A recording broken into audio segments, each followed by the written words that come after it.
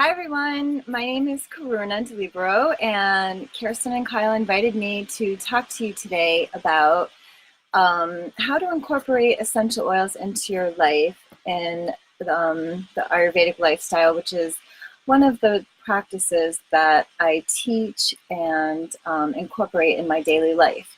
So I just wanted to give you a little bit of background on the practice here, and I'm just going to get my notes here, which I'm going to pop up on my screen just to stay on track because I know we have just a little bit of time here today. So I just want to thank you for joining me.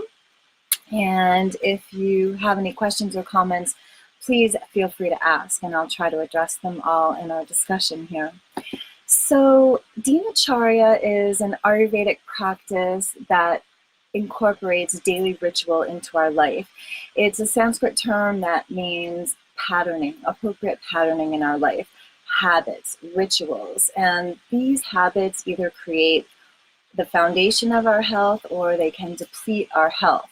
So what we want to do is we want to live our life in a very holistic way in according with nature and our own individual constitution. So we are all made up of individual doshas, what's called doshas, which are made up of the elements, the 5 elements, which are earth, water, fire, air, and space. And all the 5 elements have qualities to them. And as these qualities and or elements join together in nature, they create doshas, and these doshas create different aspects in our body, and we have vata, pitta, and kapha dosha in all different quantities. So vata briefly just represents the wind elements in the body, movement, transformations, breathing, thinking, emotions, whereas pitta is the fire in the body, and that creates or governs metabolism, body temperature, intellect.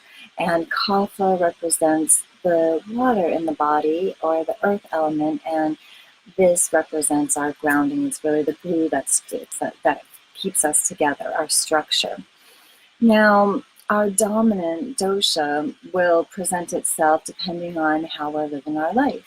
We come into the world with a certain dominance in our dosha and our constitution, and as we're living our life, ideally we're living according to our own true nature, which is known as our prakriti.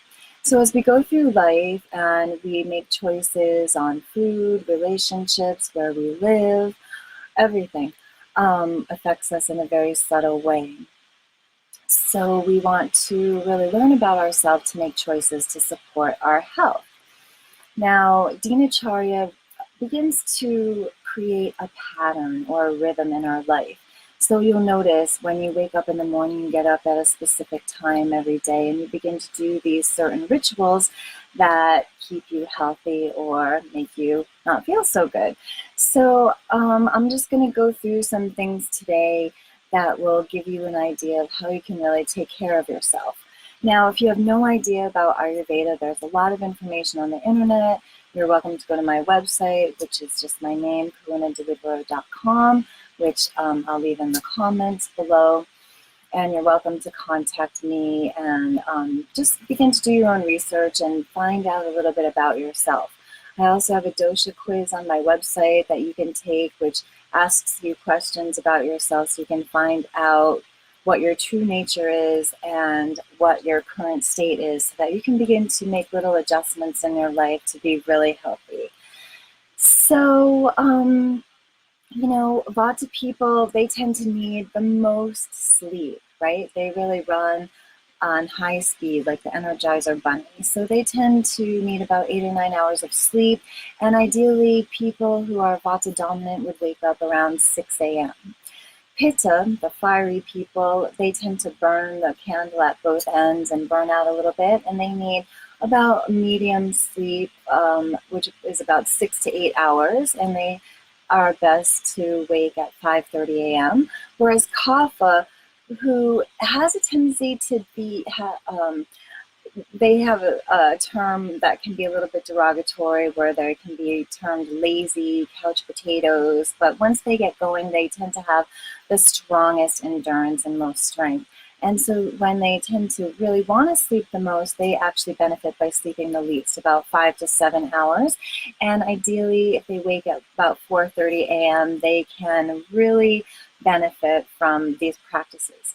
Now, in Ayurveda, we're working to incorporate a sense of the sacredness into our life and really attune to nature's energies and rhythms.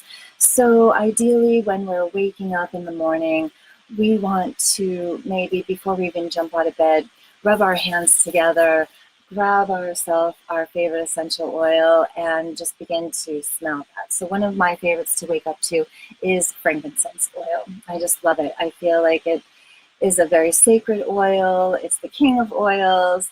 It's kind of the Swiss Army knife of oils, and it also creates a very meditative state for my day personally. So when I rub my hands together with that frankincense oil, I'll just massage my face and give myself a gentle body massage and just begin my day kind of warming up that way, warming up my joints and doing some gentle stretches, even in my bed before I even get out of bed. And then, you can do many different practices. You can start putting an essential oil in your diffuser and get your day going with citrus blends, which are very invigorating, or I like to use elevation or motivate to really elevate my mood and get me focused and energized for the day. I like to then get on my yoga mat, do some asana practice, move my body. I like to, if I'm feeling any aches or pains, I like to put some deep blue or copaiba oil or even aroma touch oil on some of my joints or any areas that are feeling tender before I start practice. And then I'll breathe in my diffuser, and I'll just start my asana practice and start moving my body to really wake up. And then following that, I'll just sit for maybe 10 to 20 minutes in my meditation practice.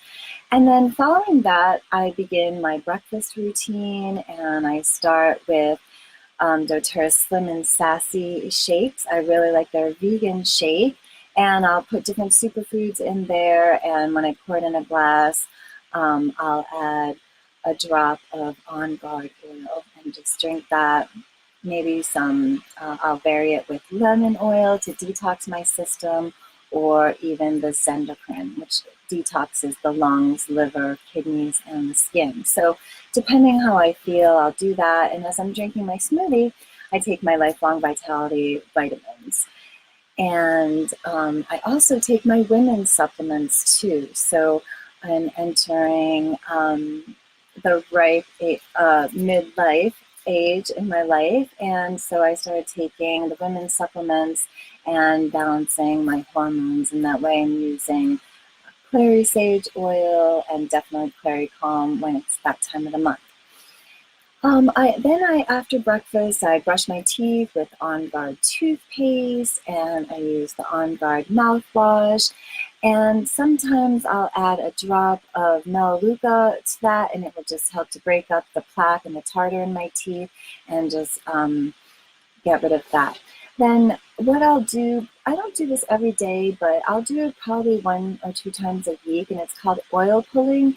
And depending on what your dominant constitution is at the time, or dominant dosha, you can use sesame oil if you're dominantly Vata dosha, coconut oil if you're dominantly Pitta to cool you down a little bit, and if you're dominantly Kapha, you can use a lighter oil like sesame oil, like sunflower oil or something like that. And then you can add a drop of Melaleuca or clove, cinnamon, peppermint oil to that, and you can oil pull. Now, when I oil pull, what I like to do is I like to swish that oil around in my mouth up to 20 minutes, which is really recommended. But if you think about that, that's a very long time. So what I do is I'll just jump in my shower, go through my routine there. So the products that I use while I'm showering is doTERRA's shampoo and conditioner, which I love, the body wash. I've recently been using the Amave shaving cream, which I really like, and I've been sharing with my friends. And I also really like to use the sugar scrub. So I use some of those products in my shower, and then when I'm done with my shower, what I'll do is I'll spit out the oil in the trash. Don't swallow that. It's pulling all the toxins and impurities, what's known as the ama, out of your mouth, all that undigested material. And then I like to scrape my tongue with a tongue scraper. So that helps to keep the mouth very clean. It stimulates your organs and it helps to aid digestion. So those are some of the practices that I use in the morning. And then throughout my day, depending on how I feel, I'll use different oils for whatever I'm needing. If I need to focus, I love the Intune blend, peppermint with wild orange. And then I make sure I stay hydrated through the day and just take time throughout my day to reflect, not move so fast. You know, I try not to snack in between my meals. So I try to get my digestion, which is known as Jatara Agni, really fired up so that my digestion is really strong and working. So I eat when I'm hungry. And I try to eat my largest meal over the lunch hours, you know, between probably like 12 and 2. And then I try not to overwork. I try to really get outside in nature and take walks.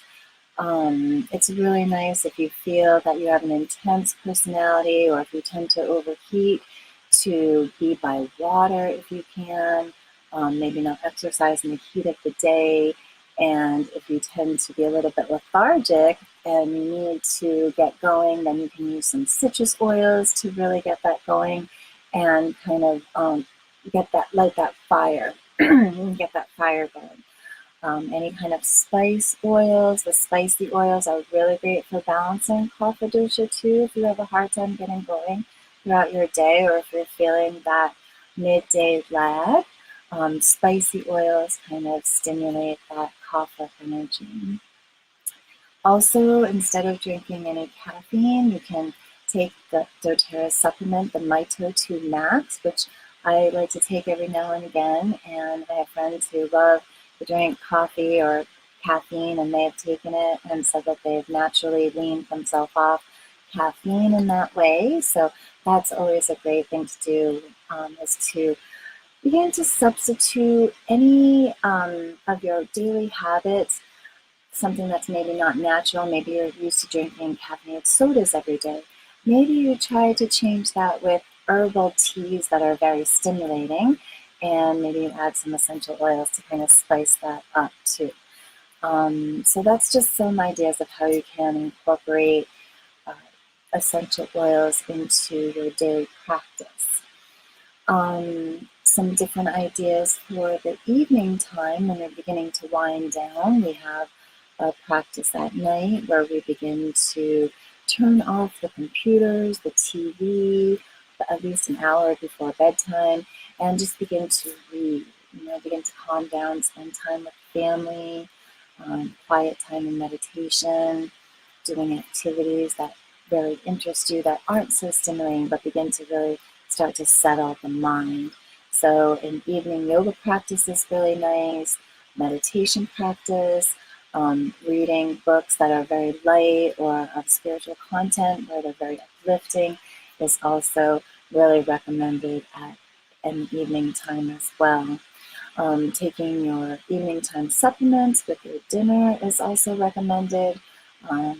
If you have a problem sleeping, using some of the more grounding oils that bring down that vata energy that can bring us up into the ethers. So any of the wood oils that are really grounding, or the relaxing oils, such as, well, of course, lavender we know is one that we generally gravitate to. Lavender, vetiver, cedar wood is really nice. I also like to use frankincense and sandalwood here. Myrrh is really grounding. I really enjoy the balance blend here. So if you're feeling that you have a hard time sleeping, just begin to create this evening ritual and maybe get yourself in a nice hot steamy bath. And that also helps to relax the mind. It helps to remove the toxins that we naturally accumulate through our day. And it just helps to ground us down and create that stillness in the mind so that as we go to lay down to go to sleep at night, the mind isn't feeling like it's all over the place and bouncing from one thought to the other. We're able to really promote that restful stimulus within us and really ground down and get that restful sleep so that the body can naturally rejuvenate throughout the night. So I think if anyone has any questions, I wanted to be brief and not take up too much time, and I think I've already gone over a little bit, but I'm just looking through and seeing if anyone has questions. I don't see any questions. And I just want to give a shout out to everyone who joined today. It's good to see some familiar faces here and some old friends and some new friends, hopefully. So if you have any questions that come up, or maybe you're working with a specific issue that you're trying to manage throughout your day using food, diet, and exercise, and essential oils, please feel free to reach out to me. I'm available on Facebook here under my name. You can look me up on Instagram. I'm Namaste Karuna on Instagram. And feel free to go to my website. And if you want to sign up for my newsletter, I try to give people some really useful information that kind of brings this ancient practice into practical uses in our everyday lives that we can really benefit. And one of the things that I love about Ayurveda and aromatherapy is that Ayurveda has survived thousands of years because it's a practice that works for people, because it looks at the individuals and what's going on with you in the moment and how everything affects us, rather than trying to just put a band-aid or a mask on some kind of health issue that we're working with. So thank you again so much. I wish you all a beautiful day and optimal health.